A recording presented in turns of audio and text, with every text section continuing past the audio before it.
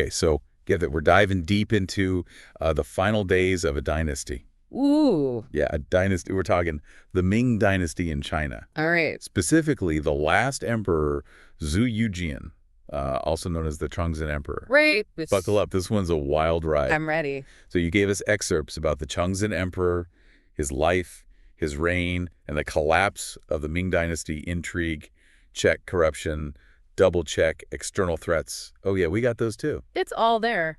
So let's explore what made this emperor's story so fascinating and how this whole dynasty came crashing down. Okay.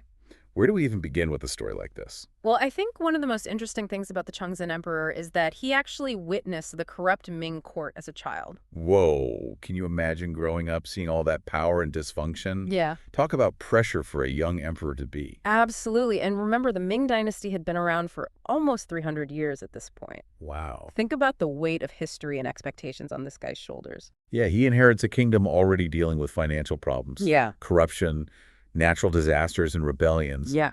It's like playing a game of civilization on the hardest difficulty level. And one of the first major decisions he makes is to get rid of Wei Zongxian, Okay. this powerful eunuch who had a lot of influence in the previous emperor's court. So getting rid of him seemed like a good move, right? It did at the time, Yeah. but it actually created a power vacuum that Chongzhen couldn't quite fill. So it backfired a bit. It did. Interesting. Yeah. One article you highlighted described how the Ming court was just riddled with these power struggles. Oh, yeah. It seems that even before Chongzhen took the throne, things were already kind of shaky. Absolutely. The seeds of instability were definitely there. And then on top of all that, he was constantly dismissing or even executing his own officials. Right. Was that paranoia? Or was he just trying to survive in this super treacherous environment? Well, that's a question that historians still debate today. I bet. But it's clear that his actions had a big impact on his ability to govern effectively. Yeah, I can see that. You know, he might have actually made the instability worse by alienating potential allies. It's kind of ironic, like his desire to reform the system was actually hampered by his own actions. Yeah, exactly. It makes you wonder if his mistrust was ultimately his undoing. It's possible. And to make matters even worse, he also had to deal with a major threat on the northern border. Ah, yes. The Manchus. Right. They were more than just a nuisance, right? Oh, yeah. They were a force to be reckoned with. Okay. And they were led by some very skilled leaders, like Nurhaci and his son, Hong Taiji. I see. So they weren't just conducting raids, they were systematically building a powerful empire.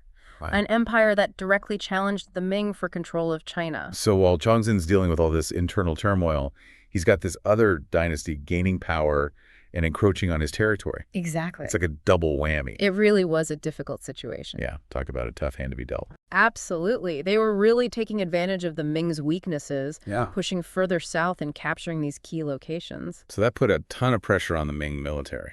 Oh, yeah. They were already struggling with a lack of resources and effective leadership. And you mentioned in your notes that some historians believe that Chongzhen actually made some big mistakes with his military strategy. Yeah, some sources argue that he kept changing military commanders. Oh, so there wasn't much consistency. Right, and he was also reluctant to trust his experienced generals. Oh, There's actually a fascinating anecdote in one of the articles you sent, okay. where Chongzhen dismisses this skilled general, Yuan Chenghuan, based on false accusations. And that weakened their defenses. It did. Wow.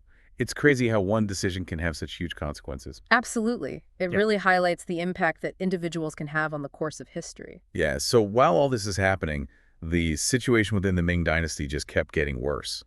Right. The early 1640s were a time of real crisis and despair. One source described it as a complete downward spiral. Yeah. Rebellions were intensifying. The Manchus were closing in. Right. And the emperor was becoming more and more isolated in the Forbidden City. Yes. And amidst all this chaos, this new rebel leader emerged, Li Zicheng. Okay. He gained a ton of power and support. And he posed a direct threat to Chongzhen. He did. So it's almost like a classic tragic story, you know. Yeah. The king is besieged, his kingdom's crumbling around him. Right. It's almost Shakespearean. Yeah, it really is. So what happened when Li Zicheng finally reached the capital? Well, in 1644, his forces marched on Beijing. I can only imagine what that must have been like. The sources describe it as pure chaos and panic. Yeah.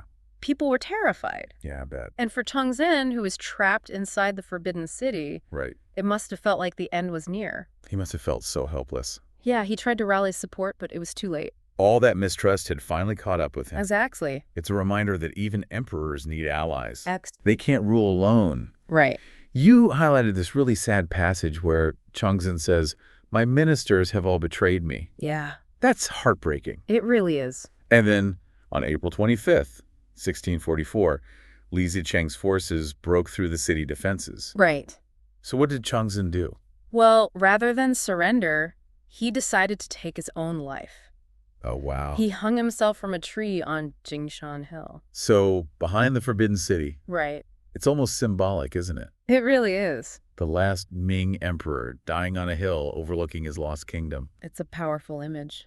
So that was the end of the Ming Dynasty. It was. An era spanning almost 3 centuries, just gone like that. Gone. It makes you think, was Chongzhen just a victim of circumstance, or did he contribute to his own downfall? That's a tough question. It is. It's not an easy one to answer. It's tough, right? Like hindsight's 20/20, It is. but we weren't there. We don't know the pressure he was under. Yeah, we can't fully grasp what it was like to be in his shoes. Exactly. Yeah. But even with all that complexity, I think there are still things we can learn from Chongzhen's reign.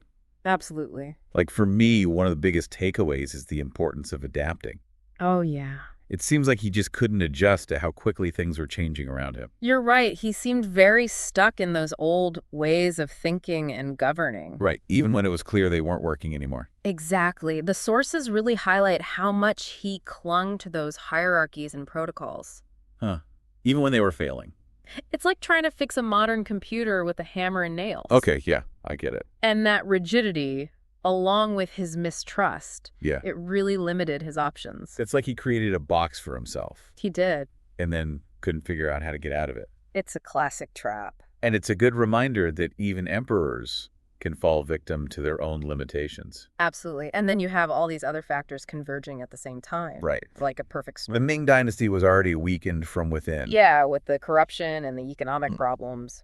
Right. And then you add the Manchus to the mix. And bam, it all just implodes. It's a classic example of how internal and external pressures can combine to bring down even the most powerful empires. So it makes you think about our own systems today. Right? Oh, yeah, for sure. Like what vulnerabilities are we overlooking? Right, what cracks are we ignoring? That could eventually cause the whole thing to crumble. It's a question we should all be asking ourselves.